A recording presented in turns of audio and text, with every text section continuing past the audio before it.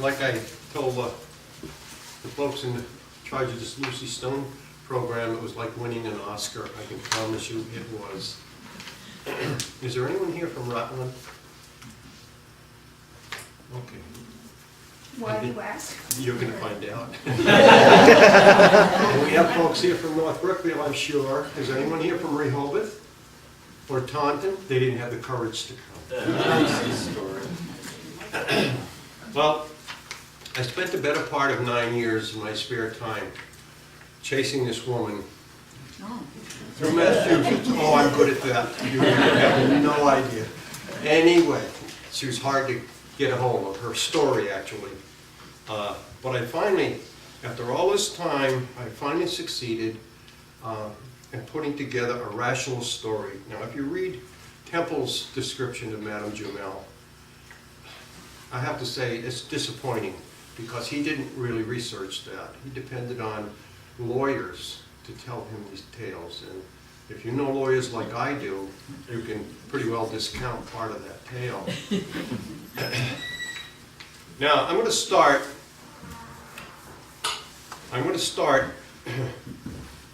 because the traditionalists in the 4 towns that are involved in Massachusetts, that was Rehoboth, Taunton, North Brookfield, and Rutland, all claim that this lady played a very significant part in their history because she was there.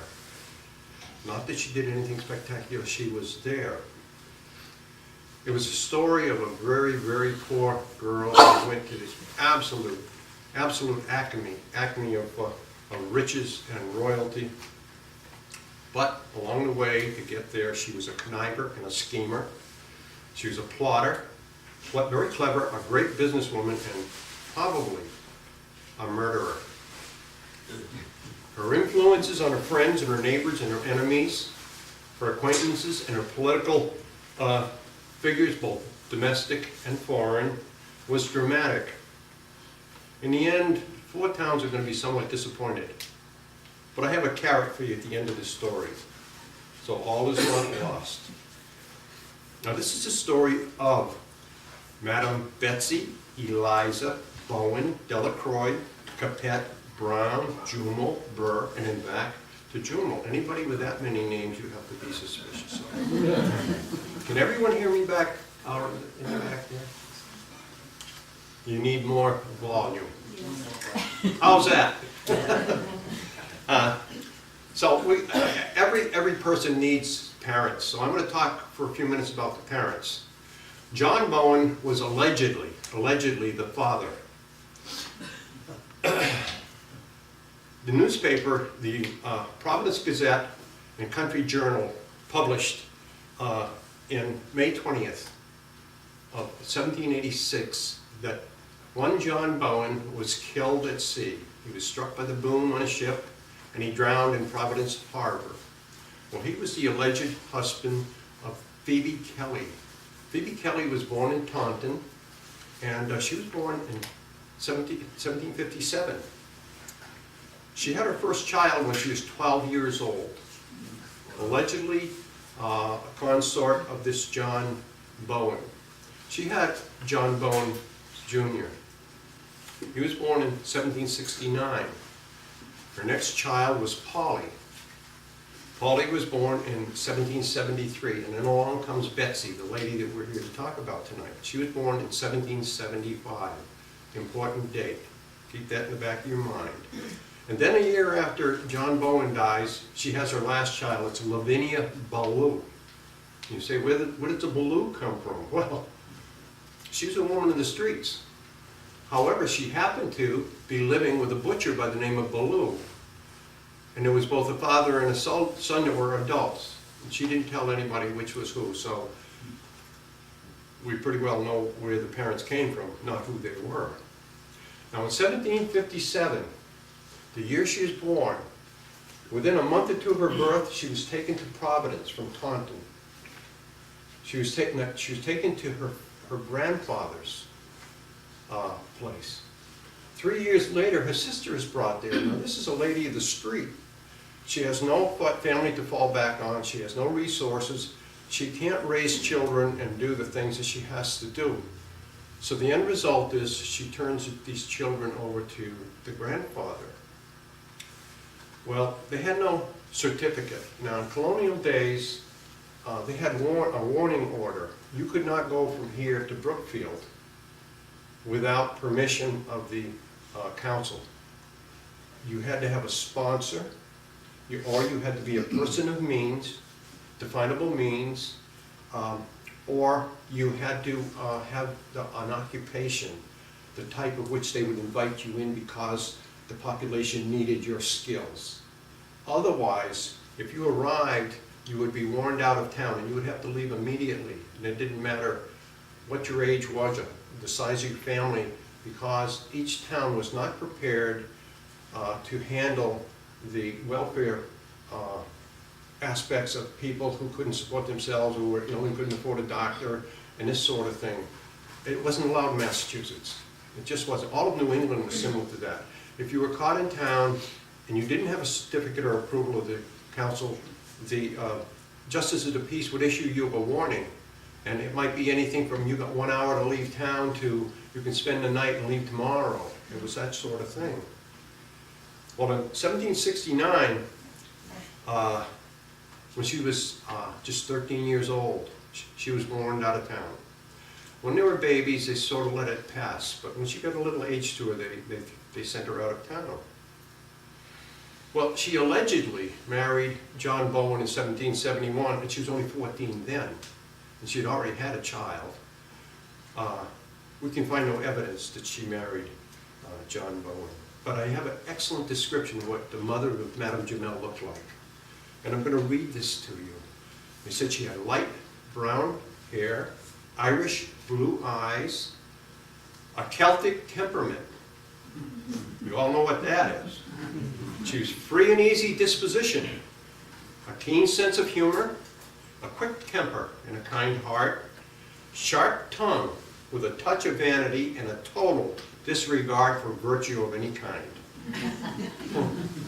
My kind of lady. Very important date to remember, 1774. There's a story that's going to go with this.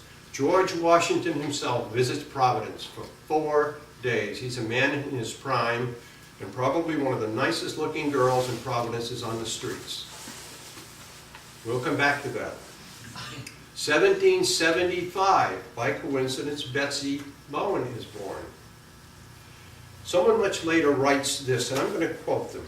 It's inconceivable that so much ambition could have been gotten with the mating of Phoebe and John Bowen. One distinguished man has been mentioned as her presumptive father. Phoebe knew, but she kept her own counsel. Well, now we start this merry-go-round, moving from one place to the other, all within Providence. Phoebe and Betsy are staying with Margaret Fairchild. Margaret Fairchild runs a bawdy house, and we don't know whether she was in a neighborhood where the neighbors objected to it or she had a disenchanted customer, but a mob attacked the house one night and set it afire and burned it to the ground. Phoebe and Betsy and Margaret fled for their lives. 85, Phoebe's put in jail. She's a public nuisance. While that happened, Polly and Betsy had to be put somewhere. They put her in the workhouse. And John, their first son, he was apprenticed to an Asa Hopkins, and they were never to see him again. 1787, she's before the council again. See, this lady comes to see the council all the time. She's always in some kind of mischief, and it all focuses around her trying to make a living in an unorthodox way. Well, the council didn't take any action because she was quick with child. Lavinia was born. Lavinia Ballou was born that year.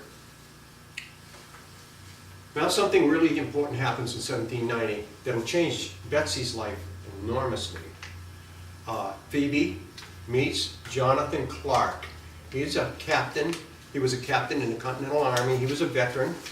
And to be an officer in the Army then, you had to have a reasonable education. You had to be able to read and to write because you had to accept written messages. You had to write messages in turn and learn and know something of sums. And he was a great reader. He read a lot. He had one severe limitation. he had a tendency to keep a bottle handy at all times. And he would lubricate himself quite frequently to the point where reading didn't help him. Now, right after she married him, both of them didn't have certificates. They were thrown out of Providence. Well, they fixed that. They went right over the line in Providence to the outside of the city. And then Phoebe had the first legitimate job in her life. Her and her two children, that would be Polly and Betsy. They had a little wagon. Their clothes were dirty, they were unkept, but they were beautiful little girls, and she was quite attractive herself. They had a wagon that they would put herbs and greens in, and they would walk through the streets of Providence. It was a town of about 4,000 people.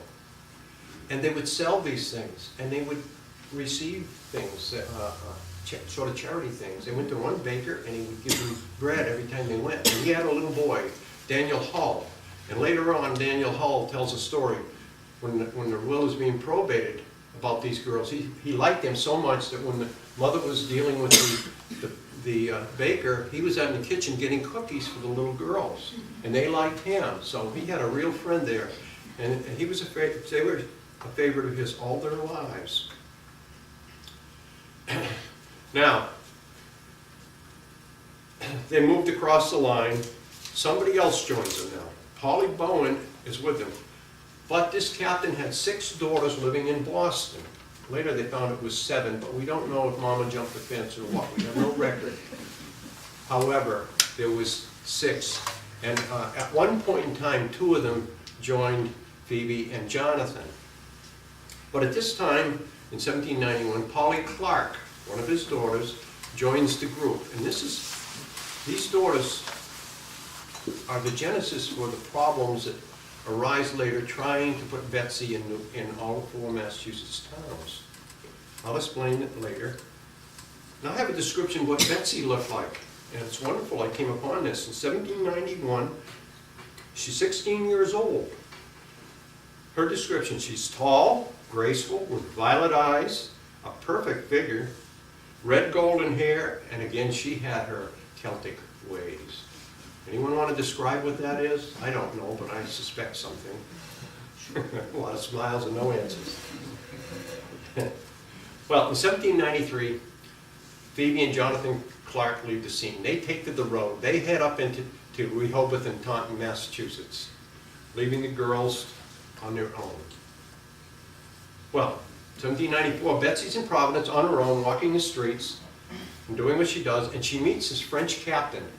His name is Curry. And he has a steam packet. It's a ship that's driven by a steam engine. And he goes between Providence and New York. He takes a liking instantly to Betsy. It seemed like all the men at soccer took a liking to her, but you'll hear more. At any rate, so he took her under his wing, so to speak, and then he offered to take her to New York. He said he'd introduce her to important people if she'd come, and she did. And he took her to New York, 1794, remember that date. When she leaves Providence, she leaves her sister Polly Bowen behind for the last time. I mentioned there's 2 Pollys, a Polly Clark and a Polly Bowen. One of the Pollys goes on to a reasonably good, decent life and success, and the other dies a horrible death, which we'll talk about. Now, Betsy had not had one single day of formal schooling in 1794, because in 1774, Providence schoolhouse burned down, and they didn't find a need to rebuild it until 1824. So the only education that girl had was what she got from Jonathan Clark. But she got a lot of education because she learned to read, she learned to write, and she learned to do her sums. Well, she goes to New York with Captain Curry, and lo and behold, she meets another French sea captain, Captain Jacques Delacroix. Now, he has a side-wheeler, and this is going back and forth from New York to Bordeaux, France, several times a year. And he's very well off. He has a nice house, and so he takes an interest in her, and he makes her his mistress. Well, many of the trips she takes with him. Sometimes he'll leave her there and pick her up the next time around. And while she's there and associated with him, she learns the French manners, the French customs, and the French language. The French love to hear her speak French with this Yankee tilt to her languages. The Yankees love to hear her speak French with that tint to their language. And being small, petite, and very cute, and very witty, everybody seemed to like her except the society people in New York who resented her because they know where she came from. And she fought that all her life. I think she had the last word. But at any rate, during the periods of 1793 and 1794, this boy that gave them the cookies, the Daniel Hull, a baker's son I was telling you about, he relates several years later at the probate,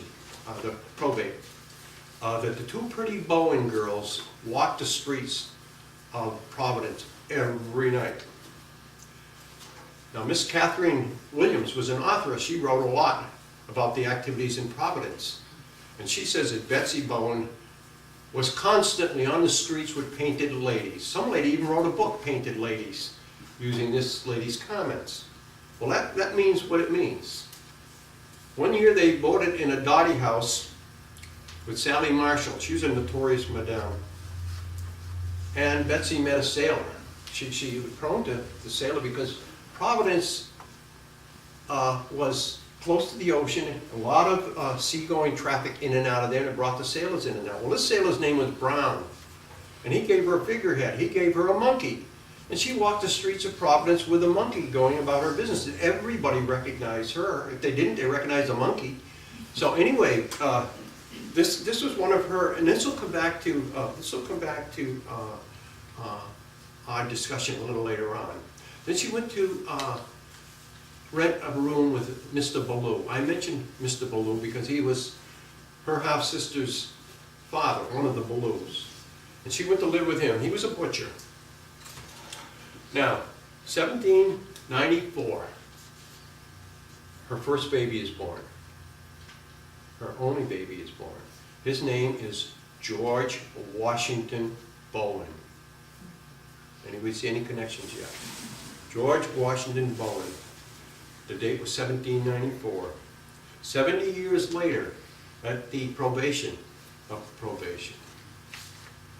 at the discussion of probate, in 1864, this baby's now adult, and his lawyer, Chauncey Schaefer, says that after Phoebe was driven out of Providence, for several years, Betsy and Polly improved their appearance. They began to do their hair, began to wear rouge, began to bathe, wore nice clothes, even wore shoes. And they were very, very appealing, and people remembered them. Many people remember these girls. And Betsy is always improvising. 1795, she's getting bored with who she is, so she invents herself. She has now become Eliza. No more Betsy, she's moved up a step. This is a society name, if you will. She becomes Eliza Capet. And her story is, her and her parents were on a ship heading for the West Indies when she was born. There was a plague on the ship. She survived, but the parents died. Well, the magic of this is no one could trace her lineage. So the end result was she was incognito as this very important nobility for quite a while. Now, she had met this Captain de La Croix, and for many years she entertained in his mansion. She had balls and receptions. Now, she very quietly, remember, she could read and she could write and she could do sums. She was terrible at history. But she invented this story of all these famous people who came to her balls and her reception. Let me just name a few of them. She claimed, she sent this message out with her servants and by messengers, and it spread around New York City. Thomas Jefferson, Patrick Henry, Joseph Lafayette, the brother of the Marquis de Lafayette, who assisted the American Army during the Revolutionary War, and Ben Franklin himself. And there are others, which I'll get to. Well, If she studied her history, she'd know that Thomas Jefferson was an old man by the time she was holding her parties. And matter of fact, he became president in 1800. Patrick Henry retired to Virginia in 1794, and he died in 1799. He wasn't in very good shape to do this sort of thing either. Joseph Lafayette was in the Austrian jails from 1672 to 1679. He never came to America till 1824. When he did make contact with her. It seemed like everybody came to New York did. And when she went to France, he met with her and he introduced her to French society. So he did this for her. Two other people, his name spread. One was Aaron Burr. Aaron Burr is mentioned as being a frequent visitor. And so is Alexander Hamilton, General Alexander Hamilton. And the folks that were there said that these two men competed constantly for her attention. There was a duel 8 years later at Weehawken. I'll get more into that duel thing in a few minutes. But now is her crowning glory. In 1800, she meets Stephen Jumel. Now, he is one of the wealthiest merchants in New York City. He has a house on Whitehall Street. He has many ships. They're traveling back and forth between New York and Bordeaux, France. And he's dealing in liquors and wines, fine whiskeys and that sort of thing, bringing the French material here that's in great demand, because anything French in several parts of America were much in demand. Well, he fell for her. She became his mistress instantly. She was 25 and he was 45. Now I'll tell you a little bit about Stephen Jumel. That's a story in its own right. In 1755, he left France and headed for San Domingo. He worked on a ship, as a sailor.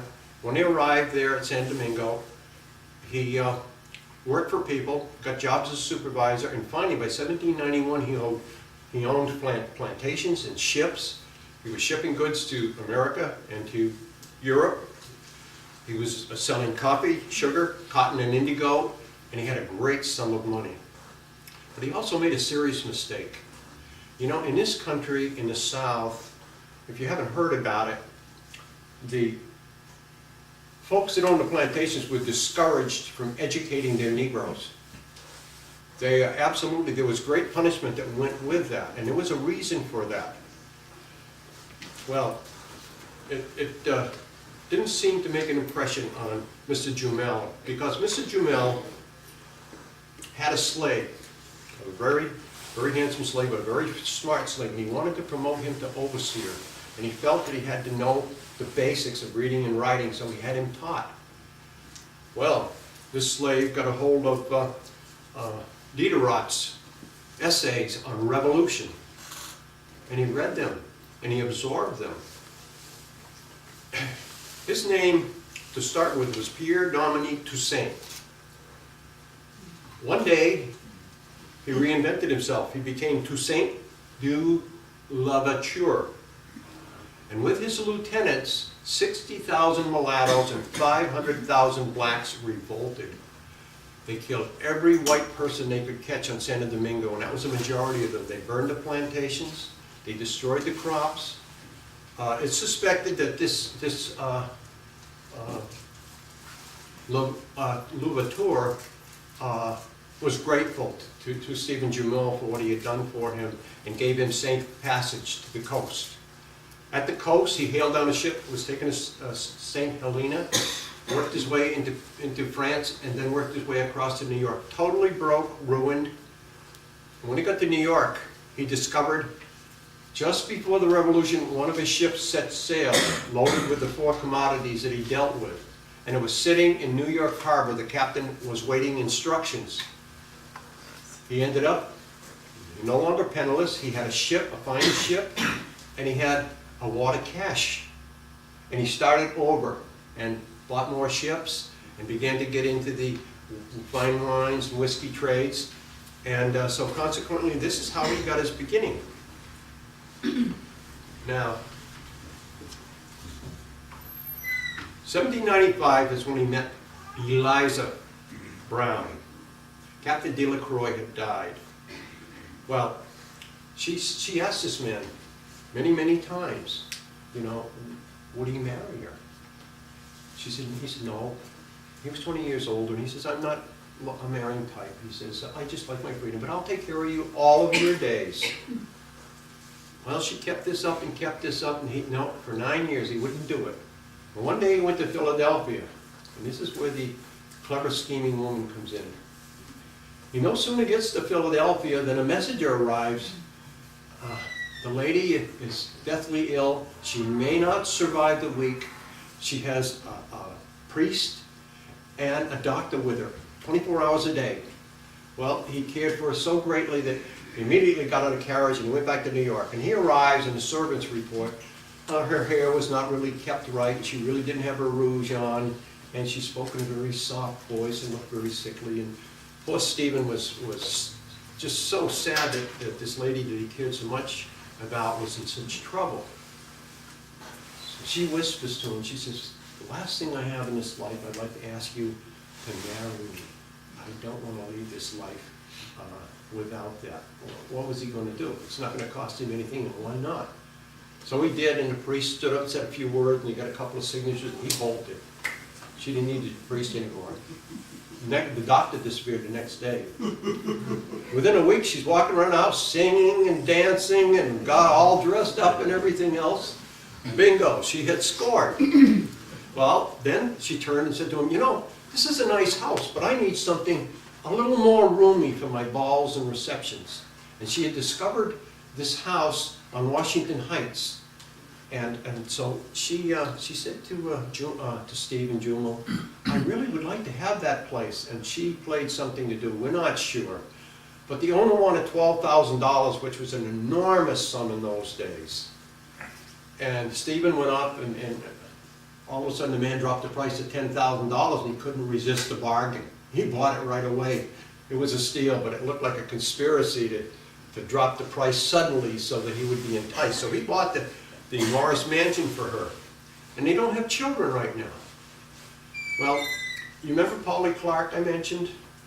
Polly Clark had married a fellow by the name of Bones. Now, they were legally married. This is very important later on. And they had a child, Mary. But they were having a hard time. So she asked if Stephen and her could adopt this girl. And they said yes. So they adopted her, and she became Mary Eliza Jumel. We'll talk more about her later. We're going to shift to another person that's important in her life. In 1815, Napoleon is defeated at Waterloo. Now, some of his aides go with him, and he's trying to escape the Bourbons, which are after him. They like to introduce him to the guillotine. Well, one of his aides was appointed by the Bourbons as chief of police, and he was offered many things if he could catch Napoleon and bring him back for his head separation. So he was running from these people, and he ran down to Rockford. Rockford Harbor, there were two commercial vessels, the Sayal and the Medusa. And he got on the Sayal, had all his assistants with him, and his aides. And typical when you get a lot of Frenchmen together, everybody talks at once and nobody listens. And that was going on. They were all trying to give him advice and do this and do that, and they were quibbling among themselves. But one general, Lallement, he decides he's going to do something for this man. He had heard that there was a ship in Gironde Harbor. Well, while Napoleon was having his problem, Eliza got on her husband's ship, the Eliza, and headed for France. There's this huge ocean storm. It drove him into the Gironde River to anchor till the storm passed. Napoleon was also locked in the harbor until the storm passed. And right outside of the harbor was the British ship Belle Rohan. It was a cruiser. It was a man of war. No way those ships, those French ships, were going to get past that. Well, Lallement rides in this pouring rain and terrible storm to the ship Eliza, boards it, and he asks the lady's permission if she'll take Napoleon and bring him to America. And she said, absolutely, because he knew he'd have a sanctuary here. And so the end result was he rode back as fast as he could, but his aides, you know, with the chip, chip, chip going on all the time, he got so confused, so excited, and so annoyed that he surrendered himself to the British. Mr. Lalaman asked permission to talk to his emperor, and it was granted. And he went in and he told him what Eliza Jumel had done. She had offered him sanctuary. And he said to him, I would like one of my best royal carriages with my insignia and what have you, given to her along with my travel trunk, big 5-foot leather travel trunk. That had porcelain clocks and a lot of valuable things that are presently in the New York Museum and in the museum at the Jumel House. And then he went on to his exile in St. Helena.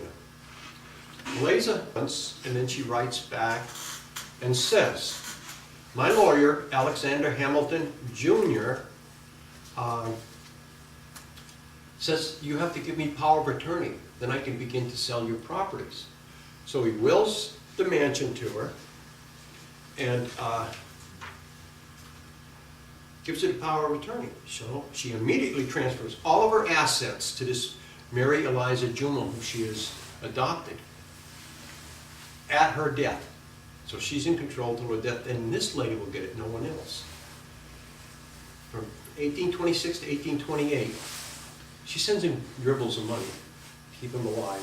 She triples his assets to $3 million. This is 1,400 properties in Manhattan and New York that are income-bearing properties. You can imagine the tremendous amount of money that's pouring into her coffers. She continues to expand his empire as it goes along. Now, she hints at this time to society, like she's done so many other times. There's this scoundrel. He's a lawyer, and he's paying far too many visits to her mansion. Well, why does she let him in? But he keeps coming back and back and back, and he's entertained there. She makes a complaint. This is one Aaron Burr. Well, this passes when Stephen comes back from France. He finally gets his passport settled and he comes back from France. But by this time he's an old man. He doesn't want to do business. He's happy with the business she's doing. He wants to go back to his roots, what he did in his boyhood. So he supervises running of the stables and tending the horses and the carriages and the crops in general, because they had 132 acres down there in what is now Harlem. And they did their own haying and what have you. And he liked to do that. And one day he went out into the field where they were haying, just to supervise. And if anybody's a farmer here, you know when you build a load of hay on a wagon, you do the corners, and then you load onto that to lock it in before you move to the next corner. Somebody made a mistake. They didn't do it properly. He asked to ride back on the hay wagon. And the load slipped and off he went, and he struck his head, and he was unconscious. So they took Stephen to the mansion, and he was in bad shape. They called a doctor. The doctor appeared. He says, well, he's got a terrible temperature. I'm going to have to bleed him, which was the custom today. They cut a vein, put a bone under it, and bleed him so much. When the doctor figured he got to that point, then he'd put a compression on it and stop it. Well, Betsy asked him to show her how to do it in case something came up during the night. It did. Several times. Then one of the servants says, she didn't get the bandage tight. And he bled all over the place. That was the end of him. Now, this is 1832. But she had one problem. She's reinventing herself once again. She is now 58. Husband's dead. She wants to be 40 again. And she looked at him. So she says to her 30-year-old adopted daughter, we can't have this. You're my niece and I'm your aunt from this point on. And that's how it went. She became the niece and this person became the aunt. But she was distressed because this 30-year-old girl wasn't married. I had to do something to get rid of her. So, and one day when she went into Alexander Hamilton Jr.'s office, her lawyer, they saw this Nelson Chase. She found a mate for her niece. So she got them together, and they agreed to marry because she said she would give them $1,000 a year for the rest of their lives if they would marry. And they agreed, and she moved them into the mansion, provided all their food, all their comforts, everything they needed, their transportation, and never paid them a cent. So anyway, they never had a bank account, but they lived in very much of a luxurious state. Now, I want to just deviate for a moment and tell you that Eliza and Jumel, many times in their marriage, would go to New Orleans in the wintertime, sometimes for a month or two. And in the summer, they always went out to Sarasota Springs, out in Oswego, New York. This sent me on a 5-year quest, incidentally, because Bill Duncan talks about her going to Worcester. And I said, oh boy, this is going to get her into Massachusetts. And I went through Dun & Bradstreet, every book I could find, business in Worcester that would entice her to come here on her husband's business, and it didn't exist until I picked up William Duncan's book one day, nearly 5 years later, and I'm thumbing through it, and I find a little note in there that says she went from Sarasota Springs to the next town of Worcester. Worcester was right there in New York. You'll find it in the map. So this was a game of frustration, now I want you to know. I wasn't satisfied when I found that. But one of the times when she went there, she returned with an 8-year-old girl, Mary Marcella Stevens. And she keeps this girl and starts to raise her. And the girl stays with her for 5 years and disappears. But she's still alive because she shows up at the probate hearing 43 years later to claim her part of the estate. Well, this is 1832. Her husband dies. By coincidence, a few months later in 1833, Aaron Burr and Eliza Jumel marry. And this is a joke. He's 78 and she's 58. I have a description of what he looked like. He had black, fierce eyes, looked only 65. Courtly, old-school gentleman, that got him in trouble. He was short, 5'6", and had a very martial appearance. She said he was a model of Mars or Apollo. During the marriage, 8 servants that were in the house were all observing this whole thing. They talked about it later. They also talked about her, said she loved them and they loved her, and she took good care of them until the end of their lives. But they were married in 1833 and 34. It was a rocky association, really rocky. One time, she had an interest in a toll bridge in New York. So she took Aaron with her out to negotiate, possibly buying more stocks in that company. And when she got out and met with the management, she realized that wasn't a good investment, and she offered to sell her stocks to them. So they agreed, and they handed her a check for $6,000. She, with a gloved hand, passed it off to her husband. Give him this, like he handles the dirty work, you know. So he got the $6,000. She never saw that again. And it gets worse. She bought a carriage for $1,000 and a team of horses. He didn't say how much he paid for them.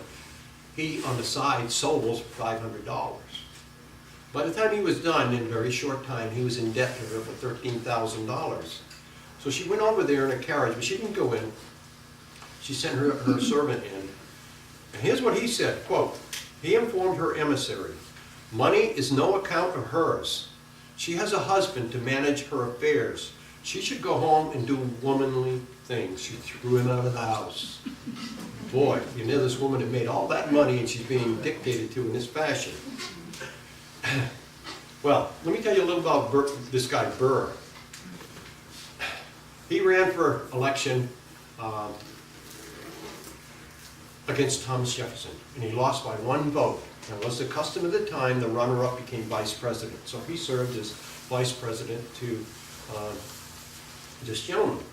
In 1804, he had this duel with Alexander Hamilton, and he killed this very favored politician. And he became an outcast. But he was a darker individual than that.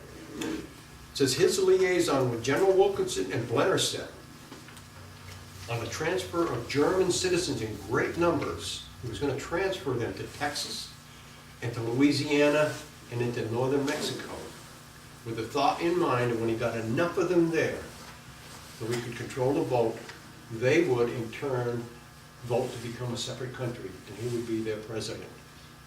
Well, he was tried for treason 3 times, and the last time he was acquitted, but by that time he was broke. His legal fees had, and he was a lawyer, his legal fees had drained him. So he went to Europe, and he was ruined. Let me tell you a little bit about the duel, what caused the duel. Bill Duncan gathers this from many, many sources, but he condenses it, so it makes it easy for me to talk to you about it. It said the whisper at the time was that Hamilton and Burr were both enamored with the same frail woman who really loved Burr, but endured Hamilton only that she might beguile him of his secrets, with which to ingratiate herself with her rival. She was getting Hamilton's secrets and feeding them to Burr to make Burr more affectionate towards her. And it goes on. Even if we disregard all belief that Hamilton and Burr fought over Eliza, there's no denying a great many people who knew them both thought they did. And even to suspect two such eminent men of battling to the death over a vulgar, ignorant, mannerless monody is a backhanded compliment to her indeed. Now, her husband gets into this. He's not an ignorant man. And he talks to her about all of her indiscretions. And her discussions of political affairs, especially the quarrel between Hamilton and Burr, and her heated denials when Jumel accused her of undue intimacy with these distinguished gentlemen and many others whom he has suspected, caused her to fight back with a fiery defense. She didn't deny it, but she fought back. Now, she went through all this with this guy Burr, and she decided she was going to divorce him. 1834, she hired Hamilton Standard Jr. and Alexander Hamilton Jr. And she wanted the divorce. Well, he chose not to fight it because she had enormous resources and he didn't have the money. He knew she would overwhelm him. So, he got the divorce. In 1836, on September 14th, the decree was granted, and Aaron Burr died the same day. Now, I want to tell you, she was a type of a lady that would rub her influence and her position and her money and her stature into people of lesser positions, and so people would pull jokes on her. They would play tricks on this lady. And the librarian from Brookfield went on the internet, because I can't. And she found this wonderful little joke about what a black man pulled on her out of Saratoga Springs. And I just wanted to share that with you, to show her pompous attitude and how this lowly black man was able to rub the salt in the wound and actually discourage her from going back there. This is the story of Tom Camel and Madame Jumel.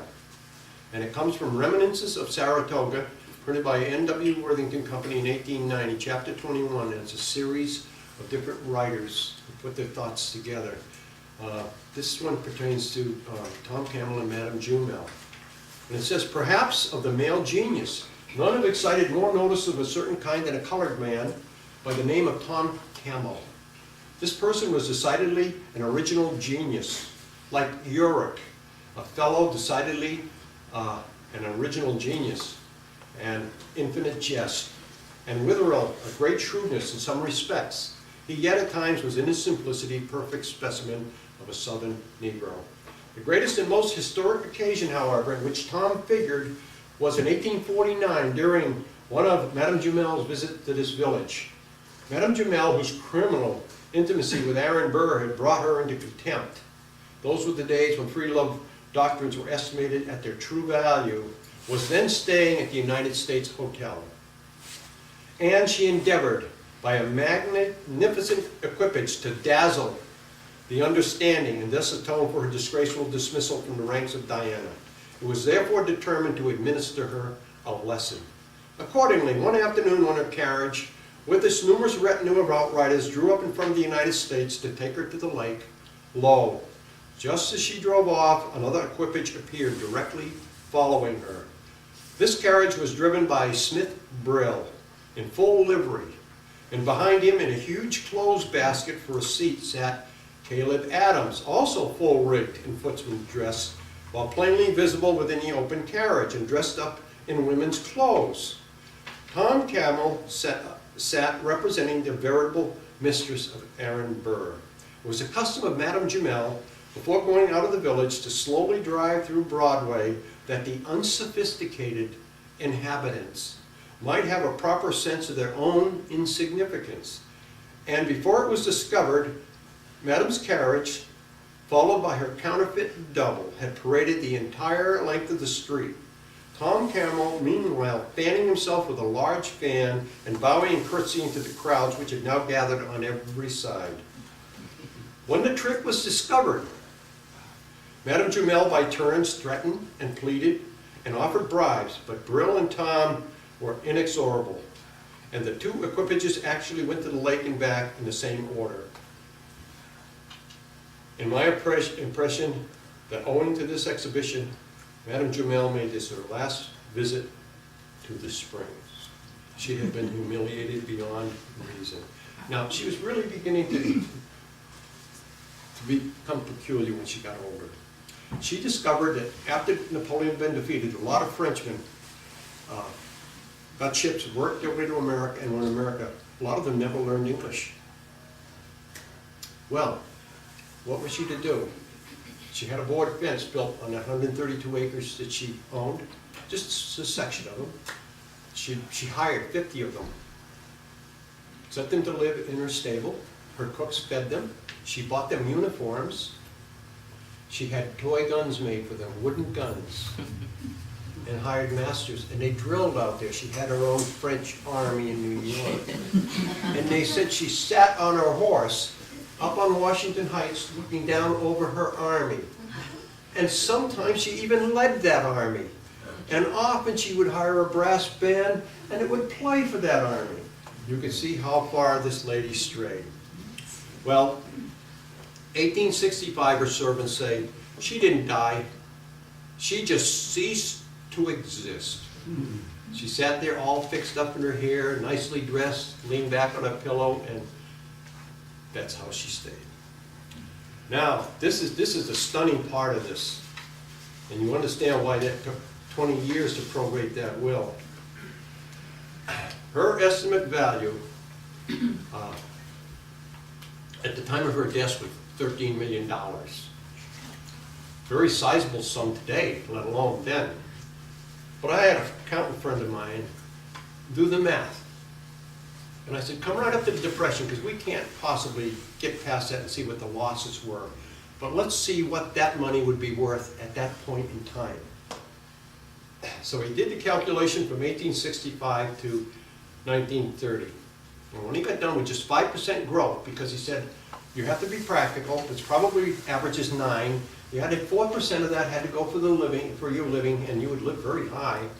He said in 1930, her estate and those dollars would have been $74,496,000. Can you see why 40 people are fighting for her money? Well, the court in New York, everybody gathers now. The court in New York makes this stunning expression of what the law was. He said, illegitimate people cannot inherit money. Now think of everybody in that family, it seems, was illegitimate. What was one to do with that huge $13 million sum? That left out Eliza's half-sister and her kids and her grandkids, and it left out a very notable person. Remember I mentioned that George Washington Bowen was born? During the trial, comes time for another witness. George Washington Bowen walks into the room, the people gasp. This is an identical, in stature, form, people who knew him, mannerisms. He looked exactly like the paintings and busts that you see of George Washington, our president. Duncan, quoting some of his sources, he said, President George Washington visited Providence in 1774. Remember I said remember the date? And very well could have met Phoebe Bowen, undoubtedly. If he was George Bowen's maternal grandfather, it would explain a really remarkable resemblance. Now think on that. When I get to the end, I'll talk to you some more. Yeah, I'm nearly to the end, so those people that are tired, be patient. So the court decided that Polly Clark, do you remember Polly Clark that married the Bones person? And her daughter Mary went to live as adopted daughter to the Jumels? She was to be the only heir. Madame Jumel had left 10 goodwill organizations in New York. Huge sums of money, and the court immediately said, no, you can't do that. I don't know why, but they decided you couldn't have them. 20 cases were tried in court by 38 plaintiffs. These were all descendants of Phoebe. That was Madame Jumel's mother. And the Jumels of French. All the Frenchmen headed over here to get a piece of the pie. George Washington Bowen fought this till his death in 1885. The court sold all of the assets. They paid an enormous legal fees, enormous lawyers' bills, because that went on for 20 years. You have to understand that. They passed the mansion over to the Chase family. Remember, that was her daughter Mary, Eliza, who married Nelson Chase. She got the mansion. The French split 1/6 of the remaining assets. So the Frenchmen went home happy. Now, this continued on until 1873, but before I get to that, I want to read what the lawyer for George Washington Bowen said. He's talking about Betsy Bowen now. It's in his kind of flowery language, so bear with me. It says, her history was romantic, eventful, and ahead in many respects of the most exciting novel. Her rise in life, her progress through life, reminds one more of the elevation of a prisoner to the chair of state under an Eastern despotism than anything in the natural growth of our Republican country. She was born and reared under the most unfavorable circumstances, and it is a miracle of miracles that she ever became such a remarkable woman, as she did. For early in her life she was wrecked, but she was one of the wrecked ones who would not have floated down the stream and become loathsome weeds on the strand. She had to make something of herself, no matter how low her beginning was, and indeed she did that. Now, George Washington Bowen was fighting this case really hard, and in 1873, he appeals to the Supreme Court. I am her child. And the Supreme Court says, illegitimate sons could inherit from his mother if there were no legitimate children. He, George, sought to dispossess the resident heirs, and he failed. Because if you think back, all these people, all these children that were born, all of them are illegitimate with the exception of someone who's not even in her line. That was Polly Clark, daughter of Jonathan Clark, who married her mother Phoebe. She was born of a legitimate marriage with a husband and wife, legally wed at the time of her birth. She was the first legal child. That's why she got the majority of the money. Shelton summed it up beautifully. He said, all litigation might have been prevented by the trifling expense of 3 wedding rings. One for Phoebe Bowen, one for Polly Bowen, and one for Polly Bowen. Now, Polly Bowen, I didn't tell you, but at 24 years of age, she was walking the streets, and she was pregnant. This is sad. She was pregnant, and it's typical of what the girls did in those days. She had an abortion, and they did it with knitting needles, and she died a terrible death. So Polly was lost. Now this is interesting. Bill Duncan, this is North Brookfield's Bill Duncan, who wrote this book in 1937, The Amazing Madame Jumel. There's one copy in the library here. He went through all 4 towns to find out if there was any evidence that Betsy Bowen had ever been there. He didn't find much. He went to Rutland. He said, she lived there for 3 years. This is my best shot. And he talked to Lewis Hamp, who was the historian in Rutland, very well known, very well respected. And in 1937, Lewis Hamp acknowledged to William Duncan, quote, There is no actual proof that Betsy Bowen was ever in Rutland in her life. Now, listen to this carefully, because this is probably the best thing I have to tell you tonight. This is a timeline presentation by William Duncan using all of his sources plus his trips to all of these towns. He said, Rehoboth, Taunton, North Brookfield, and Rutland have assumed Betsy Bowen was a member of the Clark troop and claim her as one-time resident. But while her mother and her stepfather, with Polly Clark and possibly another Clark sisters, lived for a time in each of these places, and in each likely enough begged their bread on more than one occasion, there is no indication that Betsy herself ever set foot in any one of them.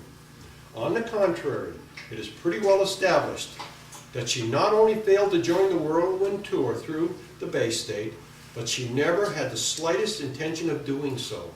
At the time the rest of the family started out from the old Warren Road, she was an up-and-coming miss of nearly 18. She had already found her wings and opportunities for remunerative high-flying in the moral Providence were far brighter than in the rural district of staid and frugal Massachusetts, so she wisely remained in Providence. Now, let me show you something. I created the timeline here because many people in North Brookfield are going to find it hard to let go with it, but they're going to have to. But I have a carrot for you at the end. So with that in mind, let me take you through this timeline. I know you can't see most of the printing here, so I will, for the benefit of the people way back there, I'll explain what it says. These are the important years because these are the years just before, during, and after she was supposed to have been in North Brookfield and Rutland. Phoebe Bowen, the mother, 1793. She went from Providence, Rhode Island to Rehoboth, Mass. And in September she moved on to Taunton, Mass. He's in Providence. Remember Daniel Hull, the son of the baker? He recalled her being there, what she did from 1791 through mid-94. Reports of two pretty Bowen girls were on Providence streets every night, and Betsy carried a monkey. She's here for only 7 months. From February 1794 to August 1794, and then she moves on to Rutland, Massachusetts for the first time. Before she leaves, she gives birth, 9 October 94, to her son, George Washington Bowen, in Providence. She's certainly not in North Brookfield. She lived in a dugout for a period of 3 years up at Goose Hill. While she's in Rutland, where do we have our friend Betsy? Betsy Bowen. That's when she meets Captain Delacroix. He pays her bills for many years. She makes many trips to France on a ship, and this is where she learned her French, court manners, and protocol and etiquette. She's kicked out of Rutland in August of 97. She moves on to Providence. She's kicked out of Providence. The fall of 1797, she heads south to North Carolina.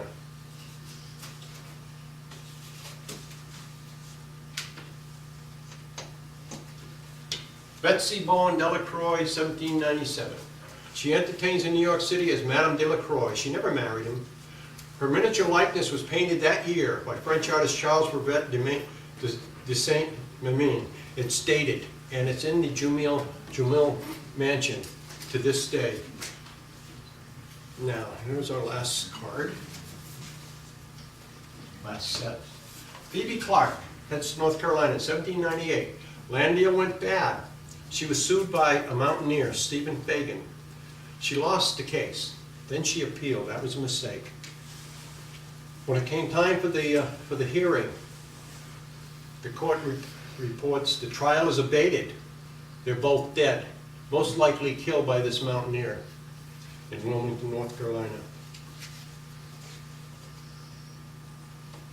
And Elizabeth Bowen, Delacroix, Brown, Capet, Jumel, Burr is having her reception parties at the Delacroix mansion nightly.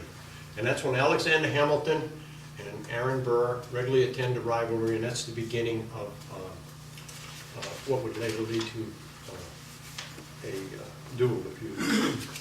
Now the people probably are going to be unhappy at the fact that I told North Brookfield, they never had Betsy here.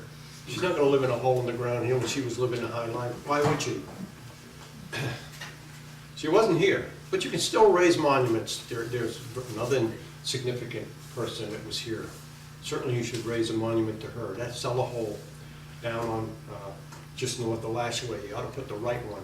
Not Madam Jumel was here, but arguably they should raise a monument to their resident mother of General and President Washington's only child, daughter of Phoebe Kelly, Bowen Clark, the amazing Madam Jumel. Now, whose line still exists through George Washington Bowen? There are still people alive today who insist they're related to George Washington through this line. So with that, I have finished telling you what you didn't want to hear. and I want to know if anybody has any questions, because I'd be happy to reply. Now, Was it first mentioned or by you in the 250th anniversary by Foster at the top of the hill? Could you explain that she had lived in a stone house? what they did, Temple wrote a book, Yeah. History of North Brookfield. Did a pretty good job. Lawyers dictated what went into the Madame Jumel section of that genealogy. Lawyers, that tells you the whole story. Yeah.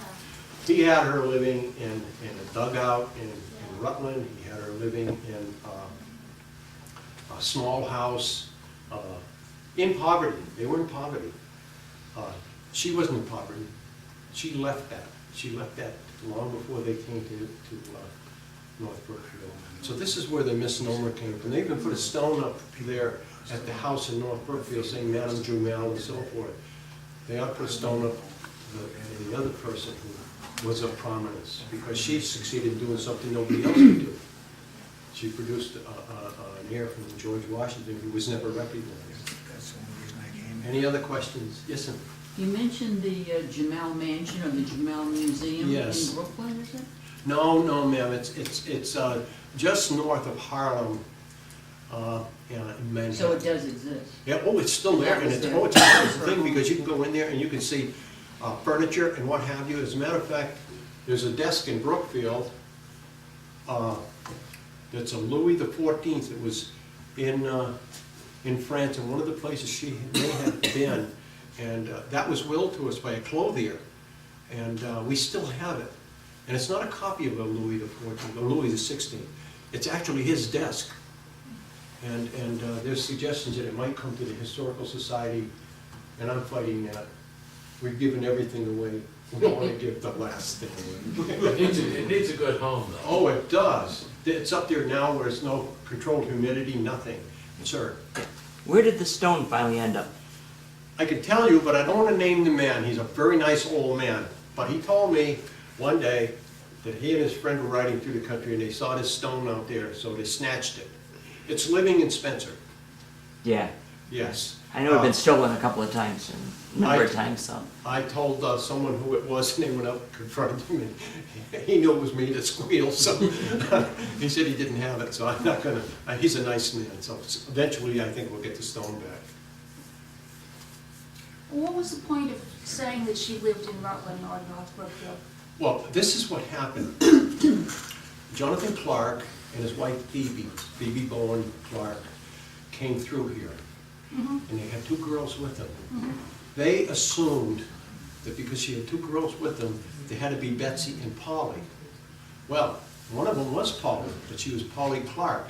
The other one was one of the other Clark sisters. Never was it Betsy or Polly Bowen. So they never made an effort to see the ages if they correlated with... They Because- probably made because- the effort, because I could find their age and where they were born and information such as that. But nobody wanted to go a little further there because tradition had gone on for 150 years. And until I think I came along, nobody was willing to buck tradition and say, this is how it happened. Because, you know, I want the next 150 years to tell a real story, which is a heck of a lot better than just the story the way it was being told. You know, it's a lot more exciting to realize who we might have had living here.